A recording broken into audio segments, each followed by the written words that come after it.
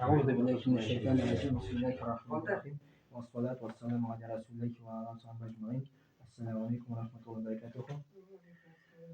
Bu namaz boyunca, namazın şekilleri boyunca namazın ışık huşu bilen okurğa degende.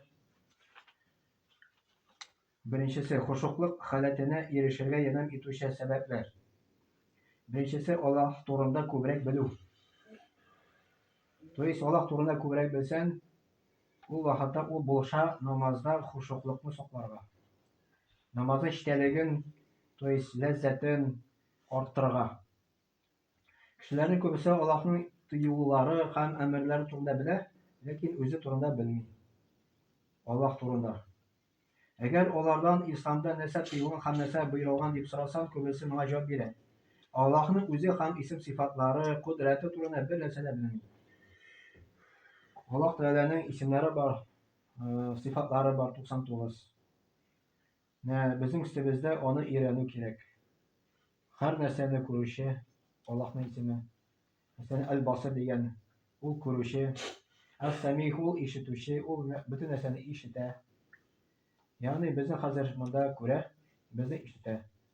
Afrika'da bulunan kişilerine göre, Amerika'da bulunan, su astında bulunan, Kuk'ta bulunan bütün nesne göre, bütün nesne işite. Yani Hazretindeki Er-Rahman diyen de işte şekillendiğinde varsında yitesin. Mesela siz şekillendiğinde. Mesela o? Er-Rahman? Er-Rahman o Rahim'de zikmene soyduk. Buna yitesin mi?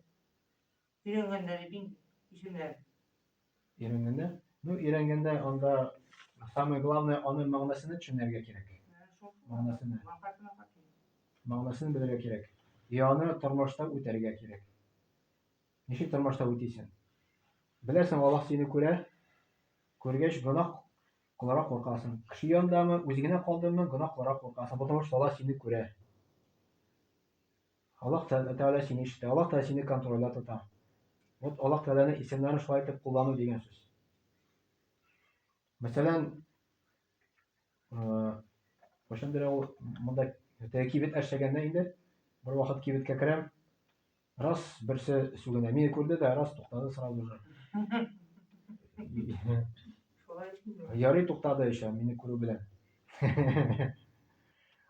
Ol вообще söylənirge tiş bulmagan bütüney Allah qarşında bitin. Allah da seni var bit göre bitin. Böyle tiş ben feyt Kur'an'da feyt ustamıyorlar bilmeyeceğim Allah Teala'dan korkusun. Böyle bu olmaydı. İkincisi namazın derecesi zor ikenliğinin tonu. Dolayı huşukluk haletine erişetirgen yerden bitişiyle sebepler o birincisi Allah turuna kübrek bilu. İkincisi namazın derecesi zor ikenliğinin tonu. Kişi namazın derecesini Rabbisinin olulasa gına tanı başlıyor. Elbette Müslümanlar namaza hazırlanmaya başlasa onların hali özgere tıran bulan. Mesela Hüseyin'in oğlu Gali taharat ola başlasa onun yüzü sorgaya tıran bulan. Bu halini görüp gaile ağzaları ondan taharat olganda nerse bula senin bilen deyip soruyorlar idi.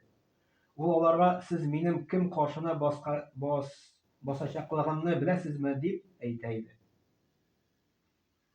Buna öteki zamanda yaşayan koy bir kişiler dahi taharat olganda yüzü özgere tıran bulan. Taharat olganda da biz taharat olganda uylamıyoruz. Tizgine olamıyoruz. Kilemiz indi. O taharat olganda o Allah turunda uylay başlagan. Dolayısıyla aldanarak namaza hazırlanıp barsan namaza huşuklukunu tutarga jеңелрәк tutar ol vakitinde. Buna namazın derecesini kişi ana bitirmey. Mesela uraza tuta indi. Uraza tutalar көп kişi. Uraza көп kişi tutar. Şundan qaraysan uraza jеңелрәк tutut kelip namazdan. То есть namaz okumuşlar көп uraza tutuşlar. Но namaz okumuyor. Şundan думаешь, что неужели uraza bu jеңелрәк namazdan? Namaz bitin раз 5 minut anda okuyup aldım. Ama da uraza tutarga gerek көп, түзәргә gerek yok şağa bitin. 30 gün boyu итәдән кичкә хәтер постоянно. Но bu нәрсә дип атала, потому что намазга игътибар бирми.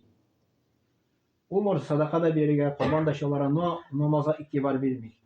Потому что o namazның дәрәҗәсен ана битерми. Namaz. Namazın derecesi urazanın derecesinden üstünürek bulup sanılar. Onun derecesi terek, onun savaplığı kübrek urazaya karanda. Namazda biz Allah bilen söyleşebiz. Allah bilen ilimtege kirebiz.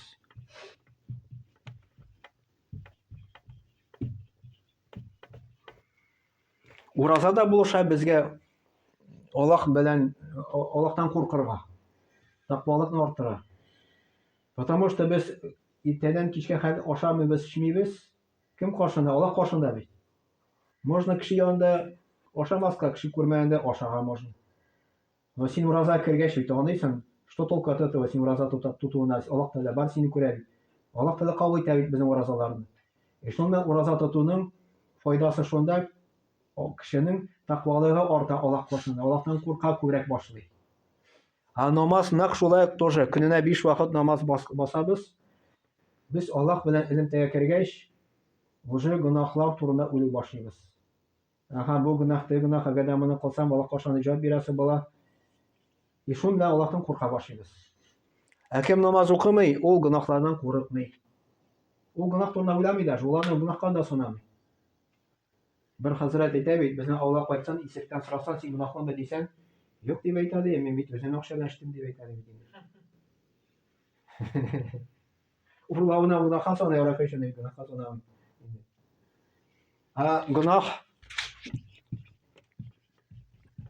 Гөнаһның мәгънәсен дә гына бетермиләр кешеләр. Мәчеткә чакырасың, безнең гөнаһлар бар бит дип әйтәсең. Кемнең хәл гөнаһлары юк дип берсе әйтте инде. Гөнаһ дигән сүз ул җиңел әйбер түгел. Җиңел әйбер түгел. Коръәндә Аллаһ Тәгалә әйтә, гөнаһлар сәбәпле ди сезгә бәла-казалар килә ди. Бәла-казаның сәбәбе сезнең кулларыгыз ди Аллаһ Тәгалә әйтә. Кулларыгыз дигән сүз гөнаһлар дигән сүз. То есть бәла-каза төрле сәбәпләр белән килә кешегә. Но один из основных моментов безгә бәла-каза килгәннең ул гөнаһлар килеп чыга безнең. Бар бәла-каза килә изге кешеләргә дә, гөнаһлы кешеләргә дә. Но бәла-каза килә изге кешеләргә ул сынау шикелле килә аларга. А гөнаһлы кешеләргә килә ул гөнаһлар сәбәпле килә. Но изге дигәндә кем ул изге кеше? Мәсәлән, кем 5 вакыт намаз укый, бөтенесен саклый, Рамазан ай ураза тота, мөмкинчә булса хаҗга бара, гөнаһлардан саклана. Гөнаһлардан зур гөнаһлардан бар, кичкенә гөнаһлардан бар инде. Шулардан саклана. Ә кем буларны эшләми, ул гөнаһлы санала. Даже җомганы берне калдырсаң сәбәпсез, уже гөнаһ санала. Бер намазын калдырсаң сәбәпсез, ул гөнаһ санала. Монда сәбәп буларга мөмкин инде. Ир кешенеке юк берни сәбәп. Хатын кызныкы ул вакытта күрем буларга мөмкин инде. Ул гөнаһ. Андары шушы гөнаһлар белән кабергә керә. Кабердә ише хуже. Гөнаһ дигән сүз бу бит Аллаһ кашында. Бу Аллаһ кашында бит син эшләдең дигән сүз. Син Аллаһ кашында гаепле саналасың. Теге берсе әйтмешли, теге 50 сум саласың да, теге садака юлисың, Аллаһ тебе уже должен дигән бөтен нәрсәгә. Всё, Аллаһ та сиңа бөтен хәзрәт ишара. Хәйтә бер хәзрәт әйтмешли, без аны бетермибез ди, без Аллаһ кашында кредитта утырабыз. Без дөньяга килү белән уже кредитка кердек Аллаһ кашында. Шушы күзләрне безгә бит Аллаһ бирде. Аякларны Аллаһ та безгә бирде бит инде. И поэтому Аллаһ та үзенең кагыйдаларын куйды бу дөньяда яшәргә ди. Намаз укырга кушты, ураза тотарга кушты. Шуларны үтәсәң, иншалла, ике дөньяда да бәхетле буласың ди. Әйтәйин. И поэтому намаз ул зур дәрәҗәдә тора Аллаһ кашында. Мөхәммәд Пәйгамбәр саллаллаһу алейһи ва сәлләм әйтә: "Әгәр намаз укысагыз, ягыгызга каранмагыз. Ничектә Аллаһ кеше ягына карана башлаганчы хәтле намаз вакытында йөзен кулының йөзенә юнәлтә" ди. Бу хадисны Муслим китерә. Намазга баскач, менә булай. Аллаһ Тәгалә үзен йөзен безгә карата. Без аны күрмибез генә, просто сизмибез. Мөхәммәд Пәйгамбәр саллаллаһу алейһи ва сәлләм әйтте, без намазга басып, менә булай. Аллаһ Тәгалә үзенең йөзен безгә уже юнәлтте. Без Аллаһ белән уже сөйләшәбез. Аллаһ кашына бастык. Это как президент кашына син бас, мәсәлән, ул сиңа карый. Мәсәлән, и син занят чем-то другим. Нак шулай син Аллах кашына басасың, и син әллә нәрсә турында уйлыйсың. Аллах турында уйлар орнына инде.